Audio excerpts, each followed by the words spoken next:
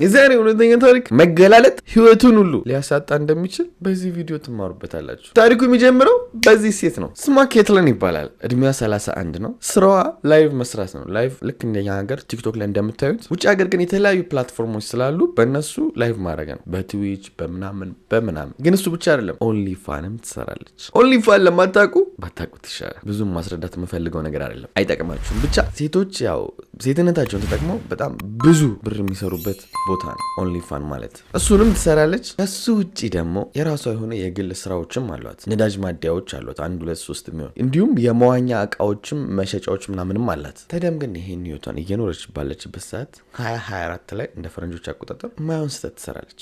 ምን ፖስት ታደርጋለች? ገቢዋና ያላትን ብር፣ እሱንም በቢትኮይን በባንክ አይደለም። ወደ 20 ሚሊዮን ዶላር የሚሆን አለኝ ብላ የቢትኮይን ዋሌቷን ስክሪንሻት አድርጋ ፖስት ታደርጋለች። ይሄንን ነገር ደግሞ በአካባቢ ያሉ ሰዎች፣ የተለያዩ ሰዎች ሲያዩ ይህችን ነገር መዝረፍ አለብን፣ እንዴትም አድርገን ገለናትን ቢሆን ምንም ብለን ይሄንን ቢትኮይን መዝረፍ አለብን።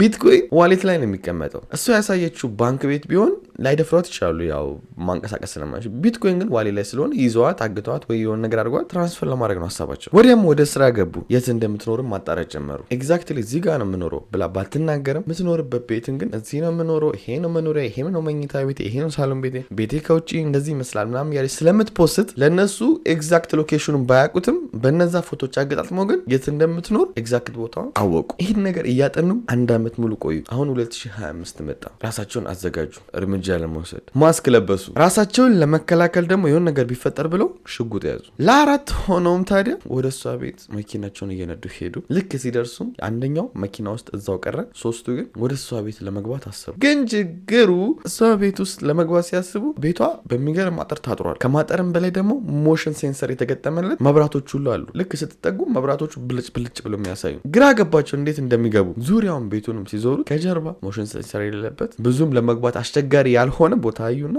እሱም እንጨት ነው፣ ፈልቅቀው ግቢ ውስጥ ገቡ። ይህንንም ቤት ለአመት ስላጠኑት ወዴት መሄድ እንዳለባቸውም ግቢ ውስጥ ከገቡ በኋላ አልከበዳቸው። ቀጥታ ወደ ጋራዥ ነው ሄዱት። ጋራዡ ከዋናው ቤቱ ጋር የተያያዘ ነው። የጋራዡ በር ደግሞ መስታወት ነው። እሱን ፍርክሽ አድርገው ወደ ውስጥ ይገባል። ኬትለን ውስጥ ሆና ተኝታለች። ሌሊት ነው፣ መብራት አጥፋፍታለች። ግን ኳከሽ ምናምን ብሎ ሲሰባበር ሰማችና ስልክ አውጥታ ባሏ ጋር ትደውላለች። ባሏ እዛው ግቢ ውስጥ ነው፣ ግን የተለያየ ክፍል ናቸው። ስማ የሆነ ድምፅ ሰምቻለሁ፣ ቤት ውስጥ የሆነ ነገር ሳይገባ አይቀርም ትለዋለች። እሱ ደግሞ አረ እንዳታስቢ ውሻ ናቸው፣ ሌላ ነገር ሊሆን አይችልም ይላታል። ታዲያ እኚህ ሌቦች ወዴት መሄድ እንዳለባቸው ጠንቅቀው ስለሚያውቁ በዚህ ጋራጅ አድርገው ወደ እሷ መኝታ ቤት ቀጥታ ሄዱ። በነገራችን ላይ ቤቱ ዝም ብሎ ቤት አይደለም፣ ትልቅ ቤት ነው። እንደ ቀላል የሆነ ክፍል መርጣችሁ የምትገቡበት አይደለም። ካልተነገራችሁና በዚህ ሄዱ ካልተባላችሁ። እነሱ ግን ሁሉን ነገር ስላሳየቻቸው በእሷ ቪዲዮ ወዴት መሄድ እንዳለባቸው አውቀው ወደ መኝታ ቤቷ ቀጥ ብለው ደረሱ። መኝታ ቤቷ ላይ ሲደርሱ ይሄ አንዳንድ ከሲኩሪቲ ካሜራ የተወሰዱ ትክክለኛ ቪዲዮዎች ናቸው።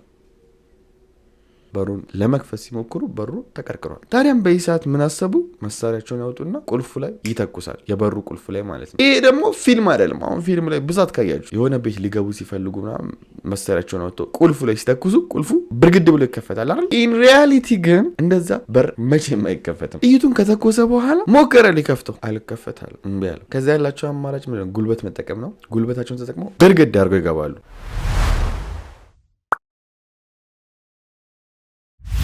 እንኳን አደረሳችሁ። እኔ ብላችሁ በደረቁ ነው። ዲኤምሲ ግን ትልቅ ነገር አቅርቦላችሁ ነው እንኳን አደረሳችሁ ያላችሁ። ምክንያቱም በካሬ 97,000 ብር ሲሸጥ የነበረው በዓልን አስመልክቶ 78,000 ብር ተደርጎላችኋል።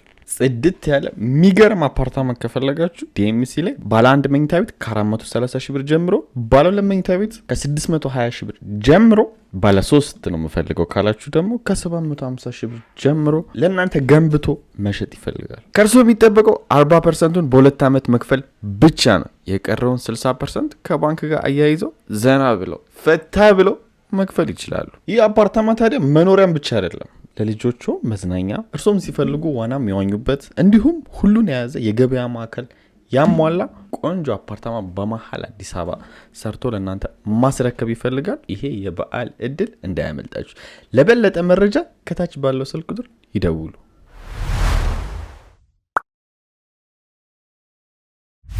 ኬትለን ደግሞ እዛው መኝታ ቤት ውስጥ ነበረች። መሄጃም አልነበራትም። ልክ ብርግድ ሲያደርጉ ማለት ጀመረች። እነሱ የታለ ብሩ አምጪ ማለት ጀመሩ። አስቡት፣ ይህ ሁሉ ነገር የተፈጠረው ያላትን ነገር ለማሳየት በመሞከሯ ነው። የፈለጉትም ደግሞ ክሪፕቶን ነበርና ክሪፕቶ በፊዚካል ነው ወይስ በዲጂታል ያስቀመጥሽው ይሏታል። ፊዚካሊ ክሪፕቶ በኮይን መልክ የመቀመጥ ሬሩ በጣም ትንሽ ነው። በኮይን ይቀመጣል በነገራችን ላይ ፊዚካሊ ክሪፕቶ ግን በጣም ትንሽ ሰው ነው ያላቸው። እንደዛ ቢያንስ 90% ዲጂታል ነው የክሪፕቶ ማለት ነው። በኮይን አስቀምጠሻል አምጪ፣ ስልክሽን አምጪ ምናምን ማለት ጀመሩ። እዚህ ጋር ግን አንድ የምትረዱት ነገር ቢኖር ሌቦቹም ይቅርታ አድርጉልኝና ድንጋይ ራስ መሆናቸው ነው። ምክንያቱም አንደኛ ክሪፕቶ በአንድ ቀን ይህን ያክል ትራንስፈር ማድረግ አትችሉም። ሊሚት አለው ትራንስፈር ለማድረግ ማለት ነው። ያው አካውንታችሁን ከፍ ማድረግ ትችላላችሁ። ስቲል በሊሚት ነው የሚንቀሳቀሰው በአንድ ቀን ማለት ነው። ሁለተኛ ያው እንደ ባንክ ቤት ነገሩ ቀላል ሆኖ ትራንስፈር ይሁን እንጂ ትሬስ መደረግ ወይም ደግሞ መከታተል ይቻላል የት ወዴት እንደገባ። ነገሩ ቀላል መስሏቸዋል እነዚህ ሌቦችም። በቃ እሷን ይዘው ስልኳን ወስደው ማስጨነቅ ጀመሩ። ክሪፕቶሽን ስጪን ማለት ጀመሩ። በዚህ በኩል ደግሞ ቅድም የደወለችለት ባሏ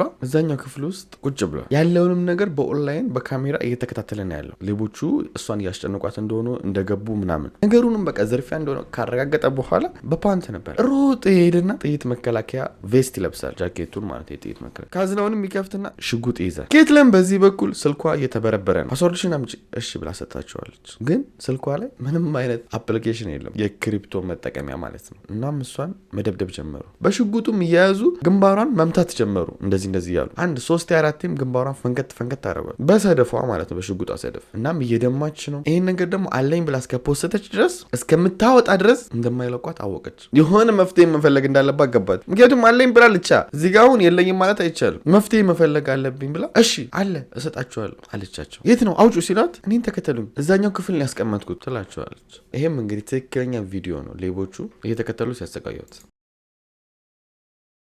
እየመራቻቸው የነበረውም ባሏ ወዳለበት ቤት ነው። ባሏም ደግሞ ይሄን ነገር እንዳየ ያው ተስፋ አድርጋ ነው ይኸው እዚህ ነው ብላ በሩን ክፍት አድርጋ ወደ ውስጥ ስትገባ ባልየው መሳሪያ ይዞ ተዘጋጅቶ ነበረ። ግድግዳውን ያዥ ይላትና 3 ወደ ታች ይተኩስ። በዚህ ሰዓት 3ቱም ጥይቶች እሷን ያልፉና ከኋላ ሲከተላት የነበረው አንደኛው ላይ ያርፋል። ሌቦቹም ታዲያ ሲመቱ ትጅ ተበላም ብለው ወደ ኋላ መሸሽና ጥለው መፈርጠጥ ጀመሩ። ትክክለኛ ቪዲዮ ነው። ተመትቻለሁ ይላል። ቢሆንም ግን እንደምንም ብለው መኪና ውስጥ ይገቡና ብን ብለው ይሄዳሉ። ወደ ባልና ሚስቶቹ ስንመለስ ደግሞ ያው ባልየው ሚስትየውን ሆስፒታል ይወስዳታል። በሽጉጡ ግንባሯን እንግዲህ በሰደፉ መታወት ነበር። እሱን ምናምን ተጠቀለለች።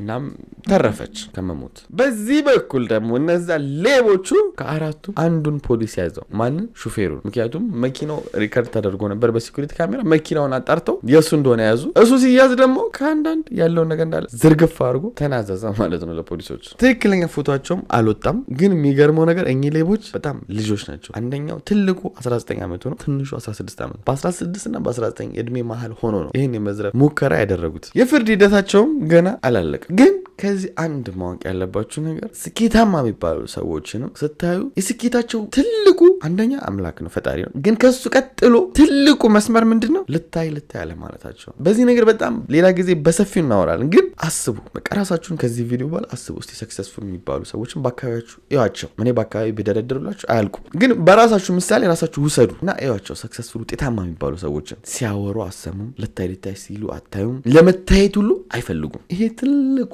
የህይወታችሁ መሰረታዊ የስኬት መስመር መሆን አለበት። የሰው አይንና ልታይ ማለቱ ጉዳትን እንጂ ጥቅምን ይዞ መጥቶ በምድር አይታወቅም። ሰው አይን ውስጥ ለመግባት ሳይሆን ከሰው አይን ለመውጣት ሞክሩ። በጣም ወዳችኋለሁ። በቀጣይ ቪዲዮ እንገናኛለን። እስካሁን ላይክ ካላደረጋችሁ ይህን ቪዲዮ ላይክ አድርጋችሁ 8000 ላይክ እንዲገባ አድርጉት። ወዳችኋለሁ። ባይ